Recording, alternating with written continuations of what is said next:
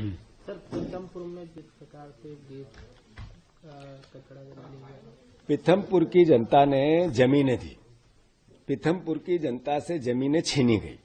पीथमपुर को औद्योगिक विकास के नाम पर स्थानीय लोगों के साथ सालों से यातनाएं हो रही हैं, सरकारी यातनाएं। मैं मानता हूं उसके बाद लोगों के विकास के लिए अपना सब कुछ समर्पित किया और सरकार ने ऊपर से उनको जहर दिया। ये जितनी निंदा की जाए सरकार की कम है। यूनियन कार्बाइन का कचरा एक दिन रात में उठाना, चुपचाप आनन फानन, ये एक तरह का षड्यंत्र था। जहां तक प्रश्न है राम की कंपनी का, राम की कंपनी से कितना नुकसान हुआ आसपास के क्षेत्रों पे, अगर वहां प्रत्यक्ष रूप से जाओ तो पता चलता है।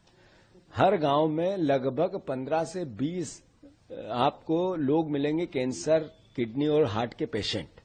बच्चों की ग्रोथ रुकी हुई है, पीने का पानी नहीं है, फसलें नहीं होती, उत्पादन नहीं होता फसलों का।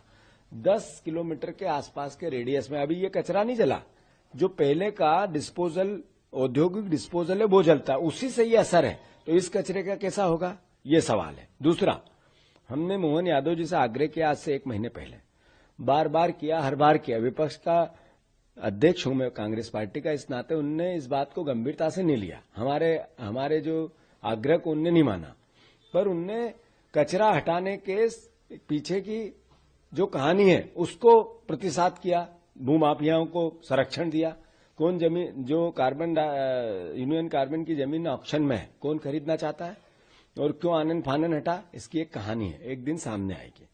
रही बात कैलाश विजयवर्गीय जी का, मैंने कल बयान देखा कि 25 साल में उस जहर का समाप्त हो जाता है जो तत्व होता है। इसको 40 साल हो गए, यही मुख्यमंत्री जी ने कहा। यही सरकार के अधिकारी को आए थे वहां, आदरणीय पोरवाल जी, आई डोंट नो, नाम याद नहीं मुझे, उन्होंने भी यही बात कही। बच्चे क्रिकेट खेलते थे, अगर कैलाश विजयवर्गीय को ये पता है तो आप वो क्रिकेट बच्चे खेलते थे तो आप लोगों की जान से खेलोगे, और आप कहते हो कि वो तत्व 25 साल में समाप्त हो जाता है, जो जहरीला पदार्थ होता है जो लोगों पे असर करेगा। आप वैज्ञानिक हैं, साइंटिस्ट हैं, मोहन यादव साइंटिस्ट हैं। मुख्यमंत्री ने कभी इस विधि का अध्ययन किया है क्या? मैं वैज्ञानिक हूं, न मैं साइंटिस्ट हूं, न वो है। इस तरह की बात करना भी अपने आप में अपरिपक्वता दिखती है, गंभीरता की कमी दिखती है। सरकार को बिल्कुल नैतिक दायित्व लेते हुए उस कचरे को आनन फानन अभी रोकना चाहिए, निर्णय लेना चाहिए।